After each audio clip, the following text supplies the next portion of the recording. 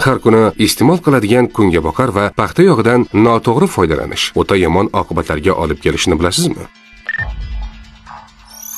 Biz har doim kungaboqar va paxta yog'idan ovqat, tuxum va boshqa taomlar tayyorlaganda qozon tagida ortib qolgan yog' qolib ketadi. Bu qolib ketgan yog'dan biz yana boshqa ovqat pishirishda yoki tuxum qovurishda foydalanamiz. Bu katta xato hisoblanadi. Yog'ni 2 marta qayta ishlatish bu organizm uchun zahar bo'lib hisoblanadi. Bular quyidagi holatlarni keltirib chiqaradi. Qayta ishlatilgan yog' kanserogen modda hisoblanib, saraton kasalliklarini keltirib chiqarishi mumkin. Organizm zaharlanadi, sababi 2-3 marta qaytadan foydalanilgan yog' tarkibida foydali moddalar chiqib ketib bo'ladi.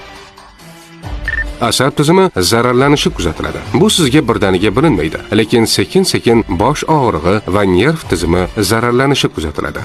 Me'da-ichak tizimida yara va gastrit holatlari kuzatilishi mumkin.